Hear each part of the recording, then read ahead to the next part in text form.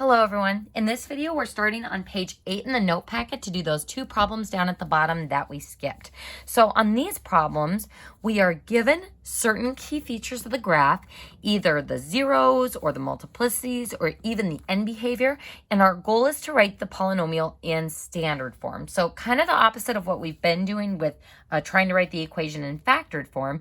With standard form, we want everything at ground level expanded out. So that means foiling, superfoiling, and everything joined by pluses and minuses. So folks, looking at this first problem, this function that they want us to write in standard form has zeros at x equals -3, 0, and 1. So similar to what we've been doing with our kind of polynomial graph solving problems, what factors would give me those roots? Well, my function would be equal to, if the root is x equals -3, the factor that gives me that root would be x plus 3. If the root is equal to 0, then the factor is just x. And again, you can think about going in reverse. If I set this equal to 0 using the 0 prop, we would get 0. Then my last factor that gives me that root would be x minus 1. But that's not the only information that we are given in this problem. We are also told the end behavior from one direction. So the limit of the function as x approaches positive infinity is going towards negative infinity. So if I just try to visualize this, if I'm going towards positive infinity, so moving that way on my x-axis, then my function is going down towards negative infinity. So it doesn't matter what's happening up and down in between, my right arrow of my graph is going down. And folks, what does that right arrow tell me about the equation? It tells me that we have a negative leading coefficient. So a possible way of writing this polynomial in standard form is throwing a negative leading coefficient out in front of this. Now, we don't know if it's -3 or -18, but we do know that there needs to be a negative there. So folks, I'm just going to use -1, and I'm going to rewrite this so that it looks a little bit better, because typically when we write a polynomial in factored form, we don't have those monomials sandwiched in the middle like that. The monomials go out in front, and then we've got our binomials and or trinomials. Now, folks, this setup is not standard form. This is currently factored form. So this is factored form. So to get it to be in standard form, we need to expand this out. How are we going to expand it out? We're going to have to FOIL. Now, my recommendation, and I would write this down, is always FOIL first, to avoid double distribution.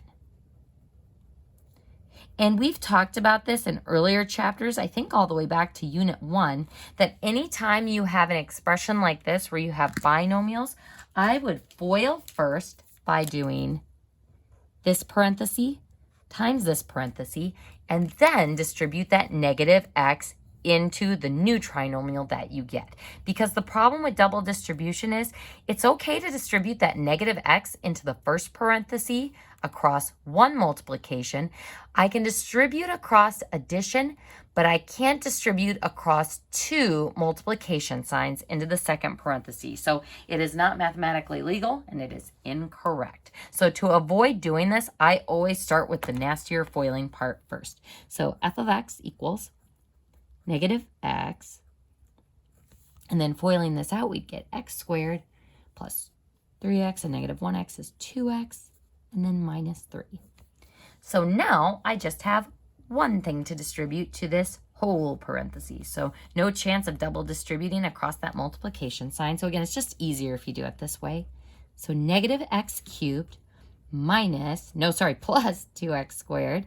So a -x times x squared, -x times -2x, and then -x times -3 is positive 3x. And there it is.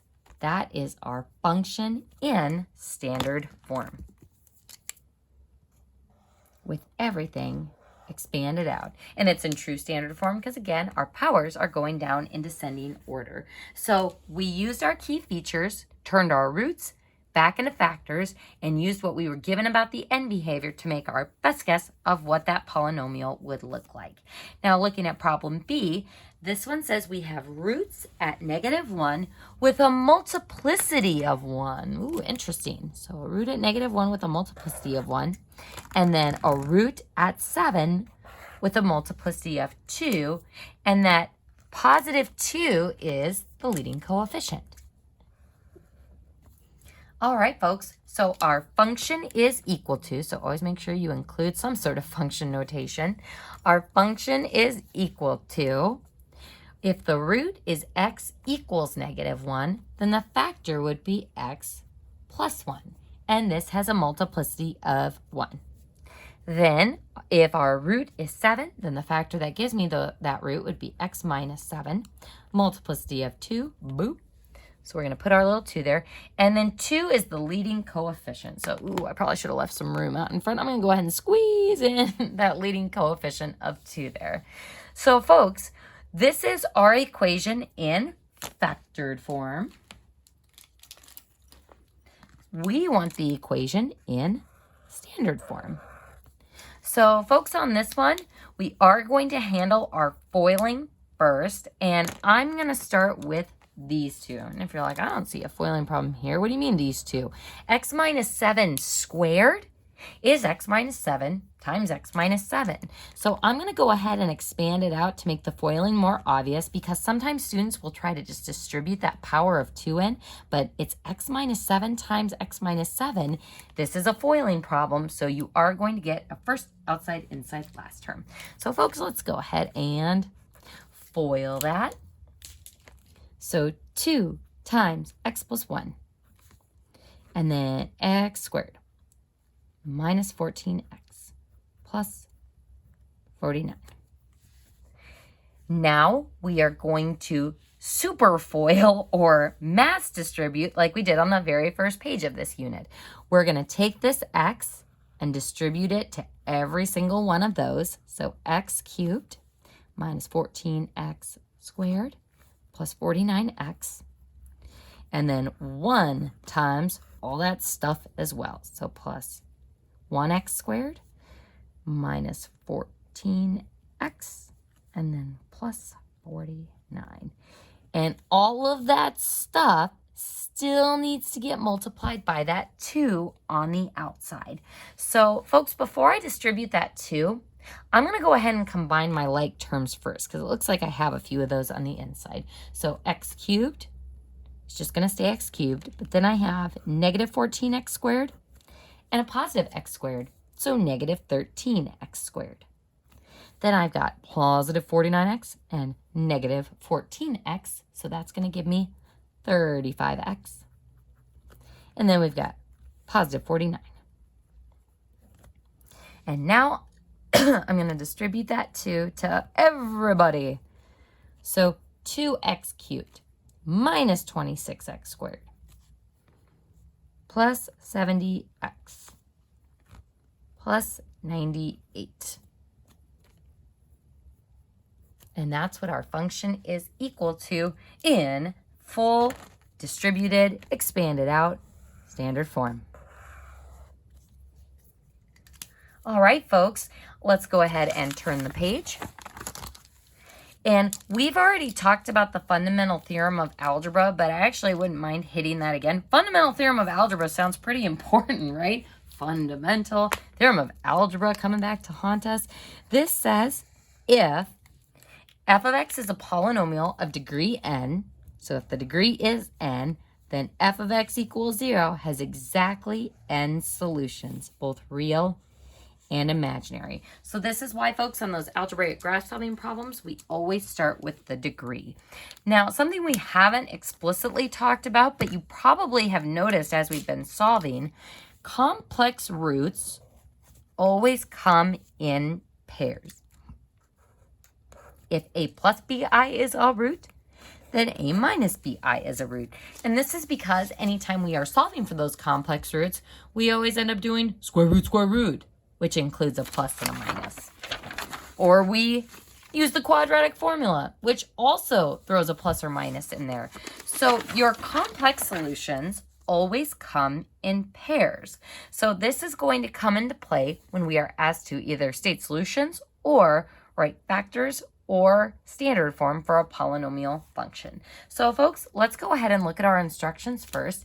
It says to write the polynomial in standard form and identify the x-intercepts of the function. All right, folks, so before we jump into this, just a reminder that if x equals a root, then to write that factor that gives me that root, you're essentially going to do x minus the root. So that is how we've been turning a root into a factor. If x equals 2, then it's x minus 2 that we'd set equal to 0 to get that root. So this is going to be helpful as we start looking at the less intuitive ones. So if I start thinking about those complex roots, it's x minus the real plus complex part and x minus the real minus complex part. So these are my factors when I start dealing with those more complicated complex conjugates. Something that usually is confusing to students about this is it's always x minus the real part. It's only the conjugate sign that is changing. So it's always x minus the real part, and then the conjugate number changes. So we're going to see what that looks like in some of these problems. So let's quick review standard form. We did that on the previous page, but with these imaginary ones and irrational ones, it does get a little bit nastier, and we need some reminders on what standard form looks like. First, have we seen any fractions in standard form? No! So no fractions. That's a rule. We also don't want to see any I stuff. Because if I told you to put a function in on your calculator, if it said 2x squared I, you'd be like, that's imaginary. We wouldn't be able to see it on our calculator, so it shouldn't be in standard form. Also, no square roots. All these polynomial equations that we've been looking at, they have powers, they have coefficients, but no fractions, no i's, and no square roots in the standard form. So take a deep breath, and we are going to look at this first problem. Now, looking at this setup, is this in factored form? Each of these is joined by multiplication. I don't really like calling it factored form, though, because there's radicals there, and there's I stuff. And as we said up here, hey, we don't want any of that I stuff or fractions or radical stuff in our factored form. So, folks, what I call this form is the root factored form. Root factored form.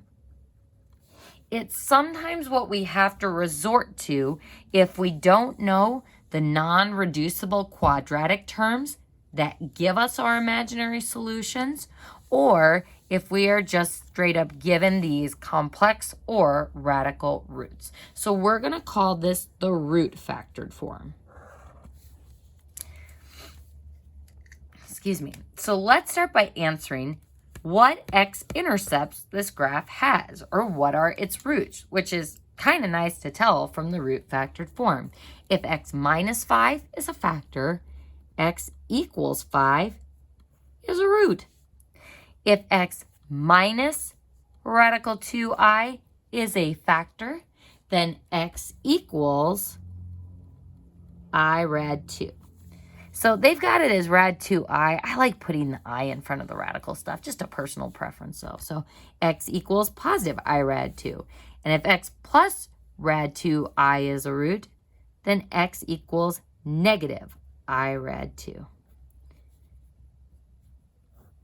is a root as well. So if I were to encounter this out in the wild, like if I was solving like I did down here, I would probably more than likely express this as plus or minus I rad 2, because that would cover both of those. So we've got root factored form. We want to turn this into factored form and then standard form. So to first get it into standard form, we want to take care of these two imaginary radical factors. So you could FOIL these first two together, but since our radicals and our i's need to resolve themselves, we're going to start by FOILing those factors together first. And you'll see what I mean by they resolve each other. So if I FOIL those, x times x, x squared. X times I rad 2 is I x rad 2, or you could do x I rad 2. It's just gross either way. And then my inside products are negative I x rad 2. And then here's the tricky part. This last product, when I FOIL, we're going to do it piece by piece. What's a negative times a positive? A negative, Mrs. Cairo, which seems obvious, but a lot of times that sign gets forgotten and it messes up the problem. So that is going to be a negative because these are conjugates. Radical 2 times radical 2 is radical 4, which simplifies to be 2. Now, folks, what do you remember about I times I, or I squared? What is I squared equal to? It's equal to a negative 1. So, folks, we're going to go ahead and combine our like terms and simplify this before we move to our next line of work. So, if I have positive ix rad 2 and negative ix rad 2, goodbye, they're gone. So we get x minus 5, and then x squared, and negative 2 times negative 1 gives us a positive 2. So this, ladies and gentlemen, is factored form. So to go from root factored form to factored form, all we need to do is FOIL my complex stuff together. So factored form. So this x squared plus 2, that would be the non-reducible quadratic that gave me those two solutions. So this would be the factored form that we would write from here, given that non-reducible quadratic. But we don't just want factored form on this problem. We want to find the polynomial in standard form. So what do we do from here?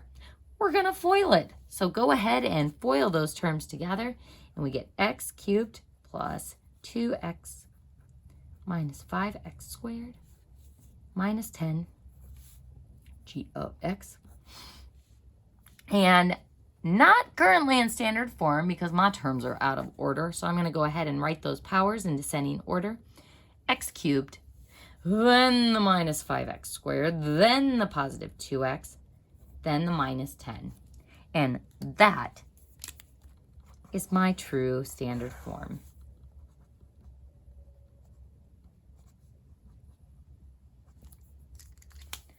All right, folks. So we're going to go ahead and look at the next problem. This next problem is tricky because I want to show you a shortcut on how to make this problem work a little bit easier for you. But some students do not like the shortcut or can't really wrap their brains around it. So I'm going to start by kind of explaining the concept that we need to make this shortcut work for us.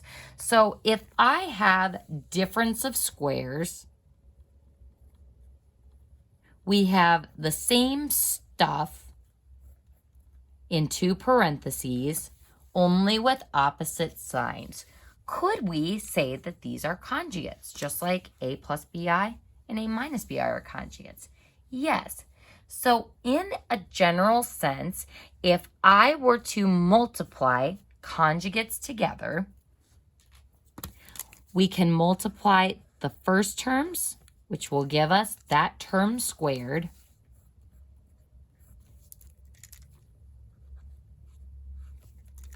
then Our outside products give us negative 2x. Our inside products give us positive 2x. Because of these opposite signs, my outside-inside terms are always going to cancel each other out. And then I'm left with a product of my last terms. So 2, positive 2, and negative 2, which is negative 4. So this concept of multiplying something by its conjugate, and we take the same thing squared, and then my outside-inside products cancel, and then we multiply the last terms together. That's what we are going to be using for a shortcut on this next problem. Now, if you hate this shortcut, once I show it to you in this problem, just know that you can just do mass distribution on it and it will work. It is kind of easy to make a mistake in there. So I will kind of show you what that would look like using both methods. So folks, on this problem, we are given the zeros. So x equals negative 3, there's a root. X equals 4, there's a root. Now, x equals 2 minus I is a root. But if that's a root, what else needs to be a root? It's conjugate. So x equals 2 plus I is my other root. So it asks me to identify the x-intercepts of the function. So I gotta know that that one not explicitly stated is also a solution because conjugates of complex numbers are always roots too. All right, folks. So those are my roots. Let's turn them into factors. So if x equals negative 3 is a root, folks, I'm going to go ahead and draw a line to separate my work from the last problem. I'm going to hug it pretty far over here. So f of x equals x plus 3 will give me x equals negative 3. X minus 4 will give me x equals 4. Now here's where it's kind of gross because it's always x minus the root and x minus the root. So x minus the root would be minus 2 minus I. And then x minus the root 2 plus I. Now, if you're wondering, Mrs. Kyra, shouldn't we have a parentheses around 2 minus I and parentheses around that 2 plus I? Because aren't I subtracting both of those? The technical answer is yes, absolutely. So that would technically give you negative 2 and plus I, and this would give us negative 2 and minus I, which are the opposite factors of each other. So folks, you don't even have to worry about distributing that negative work because having the conjugate already written there, it's going to resolve that negative for you. So it's like you've already distributed the negative to both of those. So x minus the root, x minus the other root. So these are my root factors. So my root factored form. So what we are going to do is we're going to FOIL twice. I'm going to start by foiling the nasty I stuff together first. And we're also going to foil my non-nasty, just regular quadratic factor stuff together first. So we're going to do 2 sets of foiling. So for my first foiling, easy enough, x squared, negative 4x plus 3x is negative 1x, or just negative x, and then minus 12. Now here. All right, folks. The long way of doing this is to do what we've done in previous problems of mass distribution. X times x, and actually I'll just go ahead and do this on a separate sheet of paper if I can find one that my daughter has not scribbled all over. All right, so if I wanted to do this the long way, we'd take x times x, x squared. X times negative 2, negative 2x. X times I, xi. Then we'd take that negative 2 and distribute it to everybody. Negative 2x, positive 4, negative 2i. And then we would distribute the negative I to everybody. So negative xi, positive 2i and negative I squared. As you can see, it's rather a lot of stuff. Now, the nice thing is we know that when we FOIL this stuff together, all of that nasty I stuff should go away. So as I start combining my like terms, negative xi and positive xi, goodbye. Negative 2i and positive 2i, goodbye. And we know that I squared is the same as negative 1, so negative 1 becomes a positive 1. So what I'm left with is x squared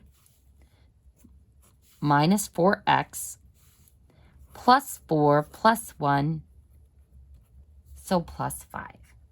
So folks, that is the long way of doing this, and it works just fine. So if you're like, I'm totally good with that, don't worry about this shortcut. How the shortcut works is if we notice not just that the imaginary parts are conjugates of each other, but that these trinomials are kind of conjugate parts of each other, we're going to let, going back to this example, that x slot be the x minus 2 and the x minus 2. So I've got the same stuff here with opposite signs and the same stuff here. So I'm going to treat that x minus 2 as one thing for right now. So using my kind of difference of squares conjugate stuff, we can take our stuff that is the same and square it. X minus 2 squared.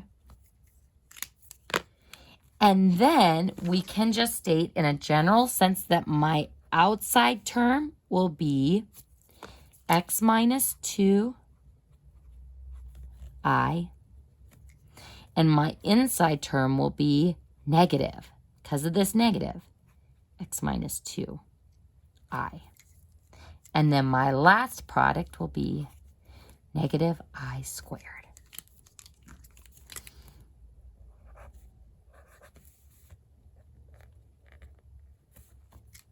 Oof. Now, if you're like, Mrs. Cairo, I really do not see the benefit of this. It just leads to a little less distribution because I don't have to distribute that I into those two or that negative I into those two. Because if I have x minus 2i and negative x minus 2i, those are just going to cancel each other out, and I will have x minus 2 squared. So foiling that will be x squared minus 4x plus 4. Whoop, let's not put that parenthesis there. Time for my horribly messy whiteout. So that's what gives me the x minus 2 squared, and then negative I squared. I squared is negative 1, so negative 1 is a positive 1. Ta-da! So x squared minus x minus 12. So now I have x squared minus x minus 12 and x squared minus 4x plus 5. Now, again, folks, if you did not like that shortcut, this one takes up a bit more room. It's a little bit longer, but notice we got the exact same x squared minus 4x plus 5. So you can do it either way. Don't spend too much time on the shortcut if you do not like it, because again, the regular distribution will work.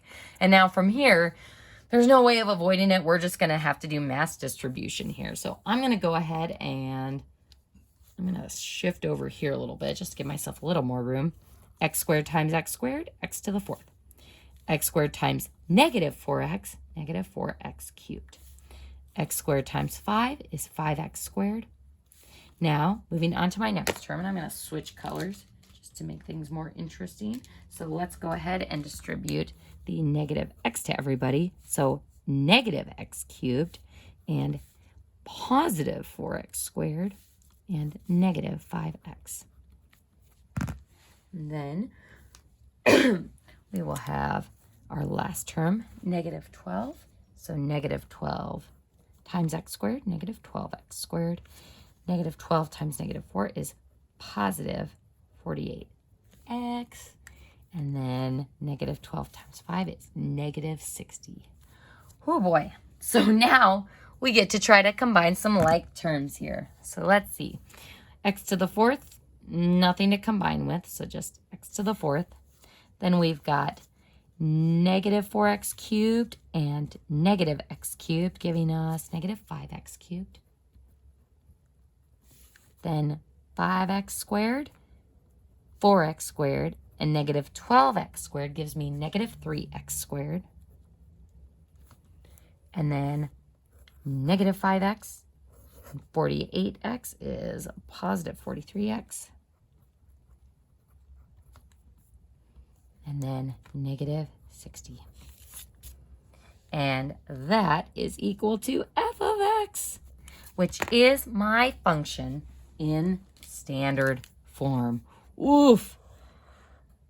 So that one was a lot of work. Folks, I will say that these are usually the most challenging parts of the test. So usually once we've done some more practice with this P over Q stuff, students do fine with it, but there's lots of little places to go wrong in here. So when you're doing the homework over this and the My Math Lab, take your time, watch your signs, especially with that negative I squared, because it's always going to be negative I squared because it will always be a negative I times a positive I, so always be on the lookout for that last product. And that concludes page 8 and 9 of the notes.